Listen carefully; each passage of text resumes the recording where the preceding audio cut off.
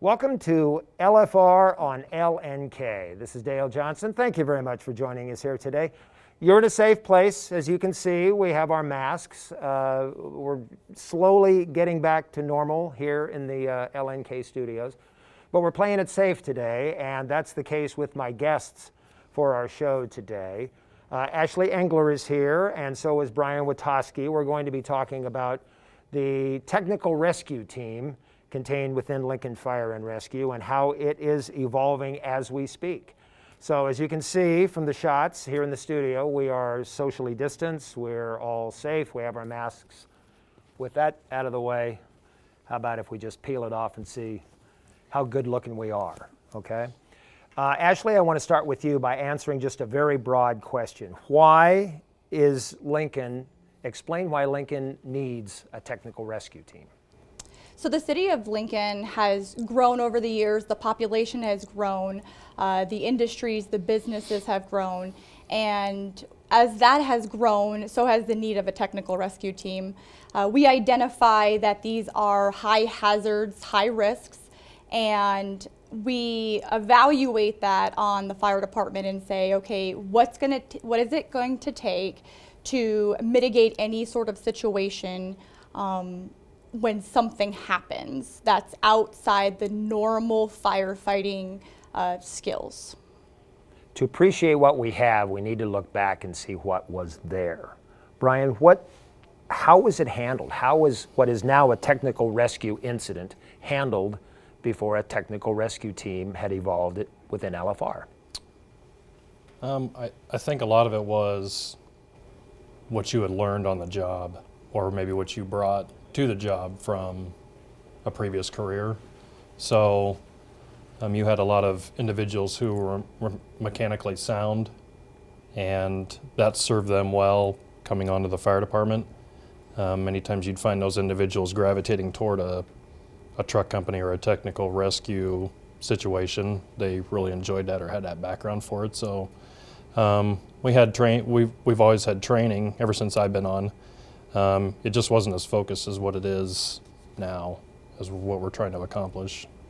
And let's explain, members on the technical rescue team or who have been trained in this skill set aren't this isolated group of men and women who are sitting off in an office somewhere waiting to be called up. They are men and women who are active in incidents Brian, you're a good example. You're on truck one. Right. And you have the skill set to be able to do technical rescues. So not only are we making technical rescue calls if they come up, but we also jump into the system and we assist with making medical calls too. I'm a licensed EMT, just like every other firefighter. So it doesn't matter what the situation calls for. We're ready to respond, whether it be a technical rescue or a medical call or a fire or whatever they have. And a good example recently was the 27th and Highway 2 fire. Southwood Village caught fire early in the morning. 3-story apartment building. Fire started in the attic. You were one of the members of Truck 1 who ascended to the 3rd floor ceiling. And not only because you were a firefighter, but because you had the skill set of a technical rescue. And talk about that incident. Yeah, so our task was go up there and assess the roof and see if there was vertical ventilation needs or if they needed to, in a sense, pull down ceiling on the inside and figure out where the fire was coming from. Because when we arrived, we had fire that was showing through the roofs of the apartment complex. Are there, or to what extent are there, people trained in technical rescue aboard most of the truck companies in Lincoln? So we have 48 members. So every truck company has assigned 4 people, and the truck company, Truck 1, Truck 5, Truck 8, and Truck 12, they are all assigned to the truck, and they are all technical rescue trained, and they are also in the process, if the ones that aren't to that level yet, they are also in the process of being trained to that level. We explained why Lincoln needs a rescue team, but define some of the skills, some of the incidents that are required with your skill set. So technical rescue encompasses many disciplines. In fact, NFPA 1006 defines those specific disciplines, what technical rescue is. We at Lincoln Fire have determined that rope rescue, so the high angle rescues, ice rescue, surface ice rescue, confined space, trench rescues, vehicle extrication is probably one of the most common ones. Another one is machinery. People don't really think about the machinery type aspects, but an elevator rescue is considered machinery because you have to have mechanical knowledge in that type of machine to be able to mitigate any sort of issue with that. We're not elevator technicians, but we train with them. Also, the other parts of the machinery you're looking at is at metal shops or railroads. We've had incidents in the past where people have had their hands stuck or impalements. These are life-threatening injuries at times, and the paramedics can't start their treatment on the patient unless the technical rescue team or the individuals get those individuals out, that patient out of that. Another recent incident, this would be a rope rescue, I'm guessing, the 60-foot water tower at about 82nd and South. There was an individual trapped, I guess the term I'll use, but he was at the top of the water tower, and that required the skills of a technical rescue. That's right. So the individual, he was actually a worker, and he had an episode, and he could not get back down off that water tower by himself without assistance. We're seeing the water tower right now and the Yes. ladder that helped rescue him. We, I think, approximated that around 70 feet, and he wasn't able to get down by himself. And so we had to figure out a way. We call this a high angle rescue, and we're using a high point off that ladder truck right there to get the person in a Stokes basket, and essentially we call flying him down safely. And that's a tagline to help make sure that he doesn't fly into the side of the water tower. But yes, that's a high angle rescue on that situation. The life of a firefighter and an EMT is to get into the situation as quickly as possible, as safely as possible, obviously, but for the case of a firefighter, the longer the flames are burning, the more property is damaged. For an EMT, time is tissue. So speed is of an essence. I get that in a safe manner. But let's talk about a change in thinking, Ashley, about policy and procedure, how you can't just swiftly move in. There's an assessment process. Talk about that. So for a technical rescue, when we look at high angle rescues, trench rescues, confined space, those types of rescues, we have to stand back and we have to plan the process. It's still a quick process, but it's not in the same manner that you think of when we're going into a fire. So there has to be a lot of checks and balances before we go. We have to, an example would be confined space. We have to have an attendant present. We call an attendant. You have to have a rescuer. You have to have two rescuers. They have to be in systems before they can go down to that confined space. You have to have two backup people for that. You have to have a rescue group supervisor who runs the rescue itself. And before you do anything, before you enter any hazard zone, everybody has to do checks on stuff. So rope rescue, for example, the safeties are in place, that the team is ready to go, that somebody didn't misplace or do something incorrect, because one wrong thing can actually potentially kill somebody because you're just on a piece of rope. There's a lot of aspects to that and a lot of other parts to that, but that can easily hurt somebody or kill somebody if those checks aren't in place. But when we approach maybe a vehicle extrication, our mindset is a little bit different. We still create what we call a rescue group supervisor, and that rescue group supervisor makes the determination on how we're going to treat the patient and at what speed. The paramedics can't do their job to get to the patient to start life-saving skills if the car isn't removed around them. So what that means is that the rescue group supervisor evaluates the situation and says, okay, this is a easy door pop, or we just need, what we call hydraulic tools, or which the public knows as the jaws of life.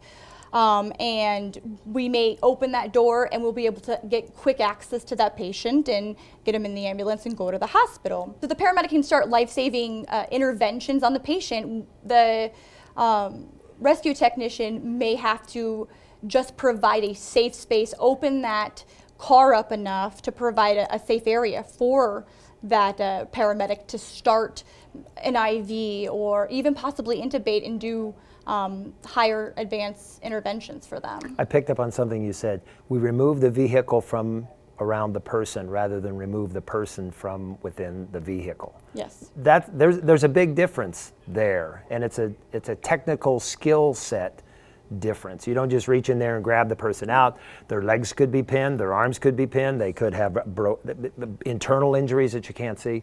So expand on that a little bit about removing the vehicle, Brian, as opposed to removing the victim from within the vehicle. So what we typically do is we want to stabilize that vehicle first. If it's one car or a couple cars, we're looking to stabilize that car first and foremost, not only for the victim, but for our sake, working on the vehicle. And then we're looking to de-energize the car. So you have, in the day you may have only had one battery under the hood. Well, now you have cars that have multiple batteries located throughout the vehicle. So we do our best to try to track those down and knock out the energy to that car, so that way we don't have an explosion of an airbag that didn't pop off at the right time. And then we're going to look to extricate the patient then. And with every one of those disciplines that we're going to do, we try to have some element of safety in every single one of us, every single one of those, not only for the patient, but for us. Yeah, for most people watching, the human reaction would be, get him out of the vehicle, get him out of the vehicle. Well, you can do more damage, you can do more harm Correct. to the victim if you don't take your time and remove the vehicle from around the individual. Another incident that we want to talk about that requires planning is ice rescue. Yes. And you practice that. We have some photos of the practices. Because ice to me would be one of the trickiest things to know how to handle. But obviously you know the enough about it to be able to walk away at the end of the incident. So talk about rope rescues as opposed to going 70 feet up in the air as you had to in the water tower rescue. So that's actually a new element for me being on the truck, because we used to have our Swift Water, or our water rescue team used to handle a lot of the ice rescues. And now that's starting to fall underneath a lot of the truck companies now. So we've actually gotten some training on getting in those suits, how to approach the patient, how to approach the water, what you're looking for on the ice. What are we looking at now, Brian? That's a shot of Holmes Lake there. That's one of our first trainings that we had, LFR had on the ice for people who normally weren't used to, doing that. Members like me who weren't on the Swift Water team. So this was our first introduction to that. Talk about, because at any incident you could have firefighters, EMTs, more than likely you're going to have firefighters and EMTs and rescue people. Talk about the coordination that is necessary for everyone to know what to do and when to do it and when not to do something. So the rescue group supervisor is the first person that really kind of dictates the scene on how we're going to approach it, which is going to depend on the patient, depending on the criticality of the patient, what's going on. So for example, if we look at ice rescue, if you have the person in there, that is an incident, that type of rescue that is something you want to quickly get ready for and get to, because if that patient goes what we call subsurface, then we end up having to call divers for them. So for that situation, we have usually the two firefighters in the back. They're going to get in their suits either prior to getting onto the truck. It'll come out as a ice rescue or a water rescue dispatch, or when they get there, get the suits on. The suits are like a one-piece zip up, and they're also there to keep you warm. We call those dry suits. and they're buoyant, so they keep you afloat naturally. And the point of that is that as we start to walk out on that ice, we evaluate the thinness or the thickness of that ice to get to that person, and that helps us determine, like, how are we going to approach that scene, how are we going to approach that victim. And so we may use, what they have in their hand is a board. If they're able to grab onto that board and we can pull them up because there's a rope onto that board and we can pull them out of there, then we'll do that. But if they're tired because maybe they've been doing that for a while and they're exhausted, we may need to get into the water with them and pull them out of the water so they don't go down in there.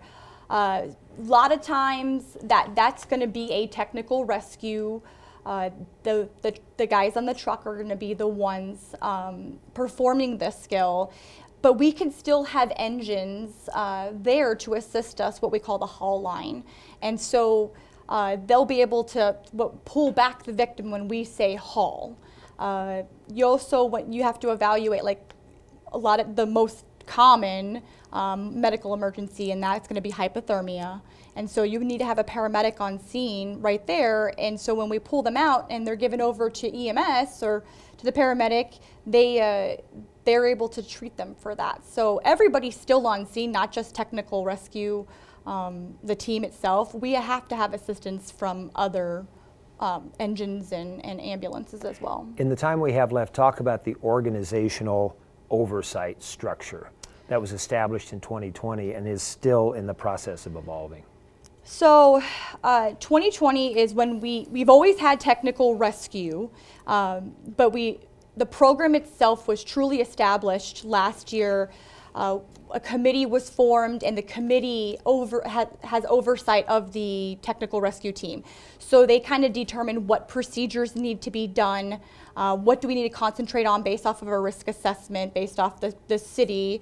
They provide basically information and determination to the instructors, to the team, to recommendations to the chiefs, and say, okay, here's what we think needs to occur because of this. So our procedures, our training itself, how often we train, what we train on, the disciplines we train on, they are the oversight for that. It's not one person making a decision, it's a committee of people.